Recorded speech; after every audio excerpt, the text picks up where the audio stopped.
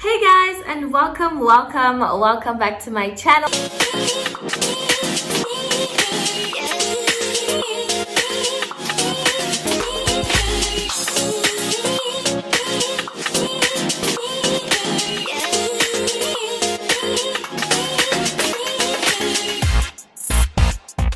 Happy New Year to everyone who did not watch my vlog, and I highly recommend you go watch my vlog.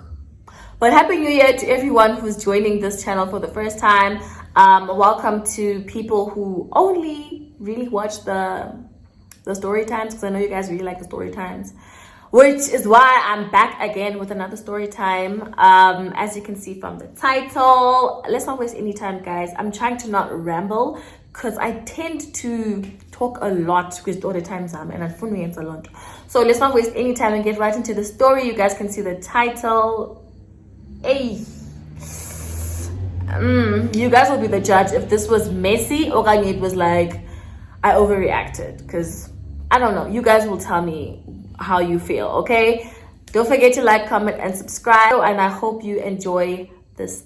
Without wasting any time, I want to get into like maybe context. Let me give you guys context, like how we met and stuff like that. I think that should make, I think you guys might want to know how exactly we met. I want to also add though that, first of all, if there's any shady business I get myself into, this is a sign that you should not put yourself in these situations. And also, I'm an old lady, guys. Okay, let me not speak such negativity into my life, okay? I am forgetful. Like, so some of the events are very like, so I'm trying to like recollect everything back in my head. So try to understand. I may not have all the details like to the T. So I'm trying to remember. Anyway, how I met my guy friends who happened to try to pimp me out. So this was back in PE, still in varsity, like most of my story times. I think this was around 2016 because I was still living in res. So yeah, basically what happened, guys, there's a fly.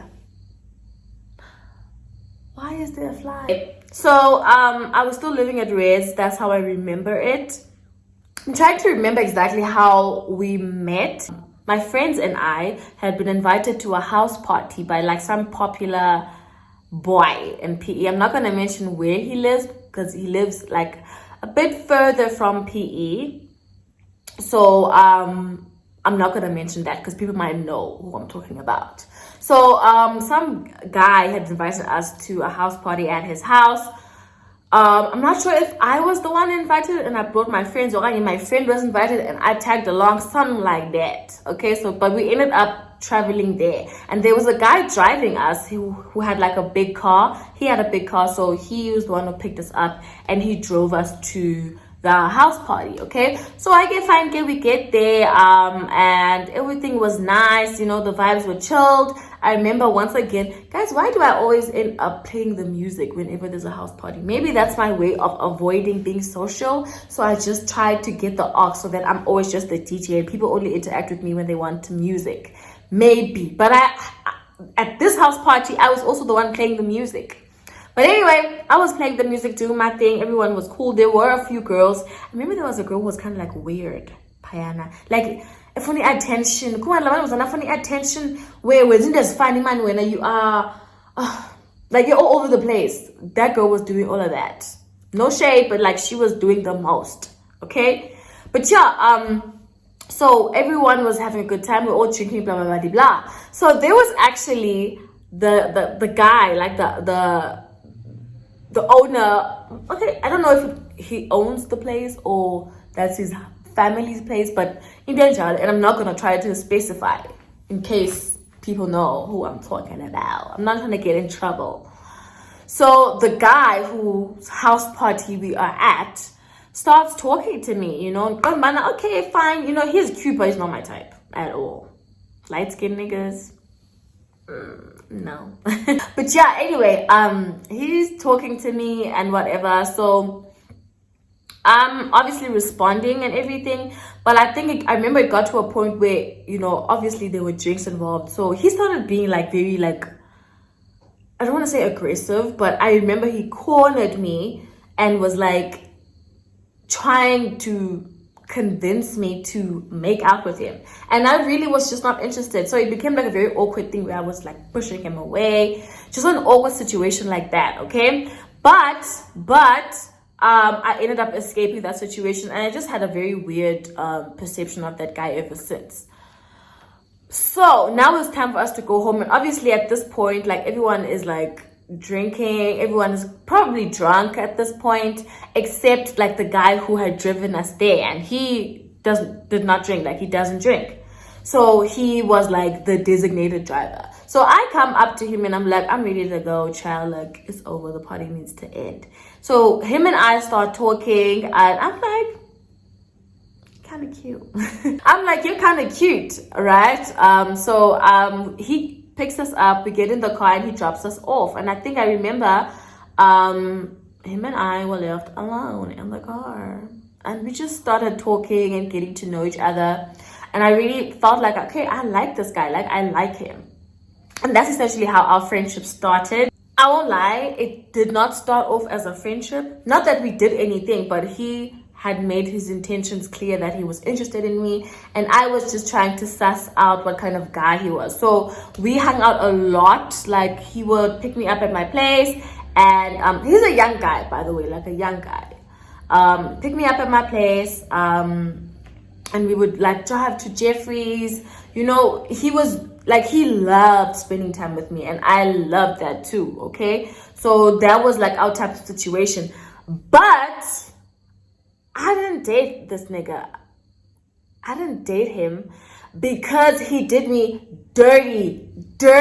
Actually, I'll make another story time about how I decided I'm not gonna give this guy a chance, because he did me dirty. I was so traumatized. Hey, my daughter. And mind you, this guy, guys, he's such a good guy. Like, he was such a good guy. Like, he never drank.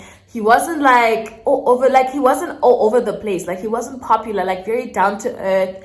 Very like, I don't want to say people's business, but like, he was coming from a very good family. Like, he was good. Okay.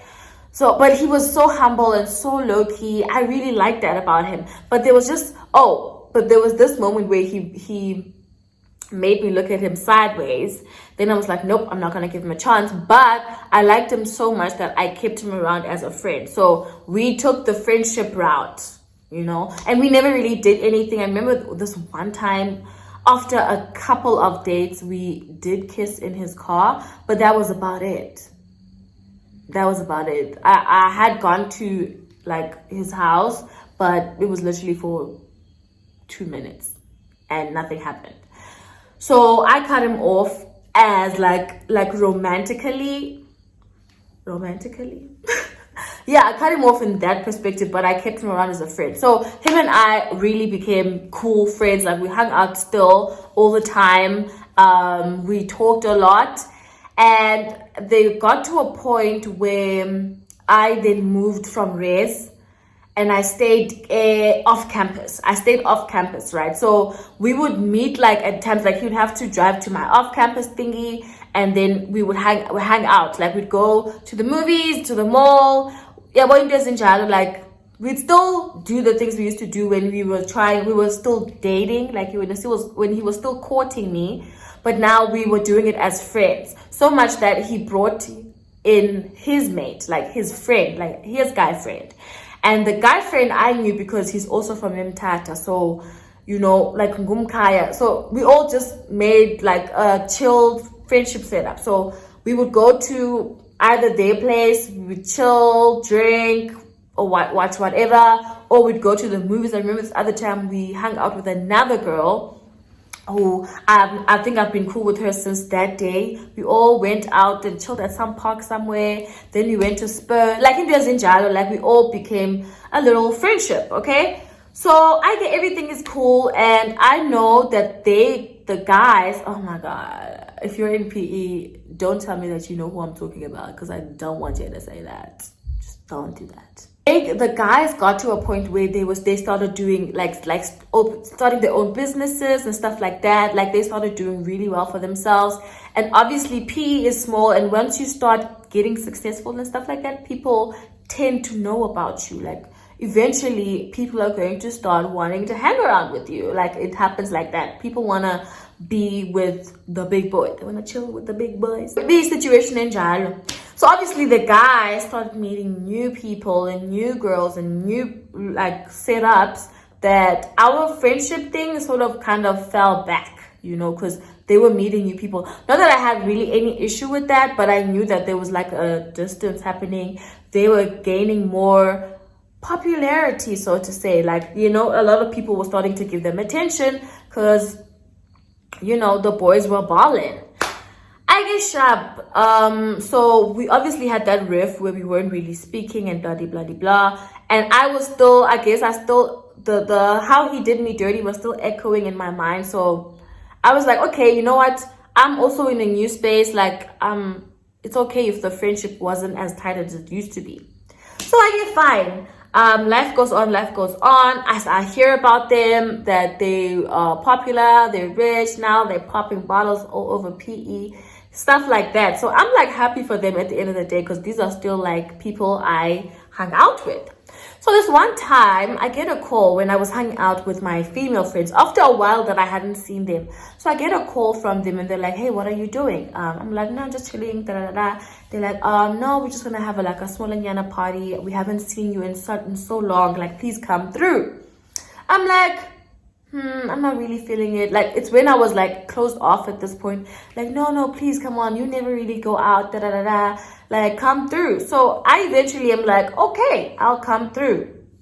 So I go back to my place. I leave my place. I go back to my place. I go dress up, try to look cute. Okay, cool. So I'm dressed and everything.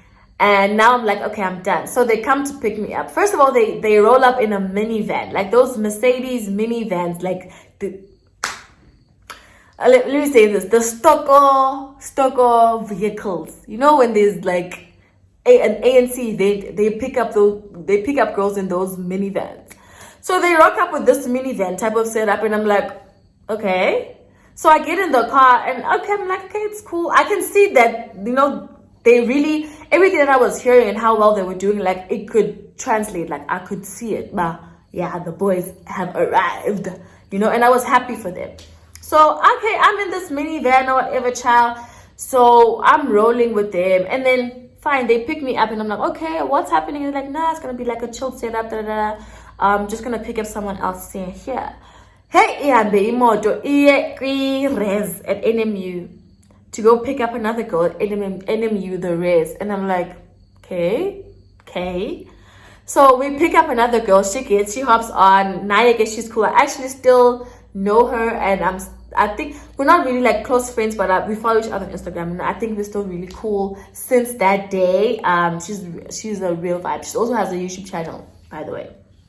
Anyway, she gets in the car now. Yeah, she's keen, like she's excited, and I feel like I'm the only person who doesn't know what the hell is going on. So we go, I think we maybe pick up another girl as well. Then we drive to somewhere around in Summerstrand, child. There's like a villa there, like a villa type of setup. So we drive there, and Nyani, we get dropped off. We get dropped off. So I get out the car, and my thing is like, guys, because I'm only addressing them. So we get in, and the girls just get comfortable. Nyani, it's like a beautiful villa, and there are girls there. Child, do I not see old men in there? Like amadoda amadala abatata, kwela batata, like kuko abatata, and then there's like us pretty girls, and then there was like a chef cooking. Hey, and I'm just like, guys, and very quickly they brush me off and they leave. So I'm like, and I'm not used to this type of setup. I only know them. So when your boyfriend and when someone invites you for like if there's like a family thing, and they invite you to their family, and then they just leave you there, and you're just like standing like, You don't even know who to talk to. I feel like I was left like that because the only people I knew were them, and now they're gone. So I'm just like, what the hell is going on? And then I hear one of the older guys is like, hey, calls one of my friends, the guys. They're like, hey, bring this and this and that, this and that and this and that and this and that. And it was in such a way that it was in a way where it's like the older guys are making them like the ice boys. I mean, no offense if they ever watch this. It's not like they were ice boys, but like they were being sent around by the older men. And it made it very clear to me, we are here to entertain the big boys who are not my friends. My friends in this scenario aren't the big boys, but they're here to give the big boys a comfortable stay using us. Sizo deliverishwa apa as istoko for the older guys. And it just made a lot more sense to me, bana. Maybe what's happening here, since the guys, like my friends, are starting to do well in their business endeavors, they are meeting clients or like more established businessmen who I guess have like this fantasy, or maybe not fantasy, but like they want to hang out with some young girls. And now, because they're their clients, the guys have to supply that. Am I making sense? Like for a business, they had to bring entertainment. So it was becoming very clear to me, but try to entertain the guys. And my chat is like, no offense to like people who are into older men or don't mind hanging out with them. I just would have liked a heads up because these are my friends. And I did not expect this. I was not in the loop. And by the looks of things, everyone was quite comfortable with the setup. And I was just like, I don't know what the hell is going on. What am I doing here? Maybe I think like the guys were just like, let's think of all the pretty girls in PE and let's bring them in one place and drop them off here. That's exactly what they did basically. So fine, I hear the guys ordering one of the guys, my guy friends, to go get something or more alcohol or ice, like something. And they run off to go get everything they want. And I just sat down, guys, and I was like, okay, well, I'm here. I might as well, see what's going on. Not that I was really interested in anyone. I remember we were sitting, there was a point where we were sitting at like a round table and they were about to serve dinner. There was a chef, like there was a professional chef. And so we all sat down, the guys, I'll just call them the guys, the older men, called us to all sit down, and we were having drinks and hubbly, and they would come to us one by one, introduce themselves. I remember there was one who came over, and sat right next to me, and he was just saying, that's actually his chef. They they hang out quite often and blah blah blah. Like he set up in Jalobana, and then one other sugar daddy.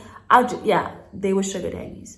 The other sugar daddy will then switch up and go talk to those group of girls. They were just getting to know us. Like one sugar daddy would come talk to us, yeah, I do this, I like that, and then this one would leave, and then they'd go to those girls. It was a setup like that. And these two, I'm looking at these two like, what the hell's going on? They're running around making sure that everything the guys need, the sugar daddies need, is there. Like, and I remember they started playing games.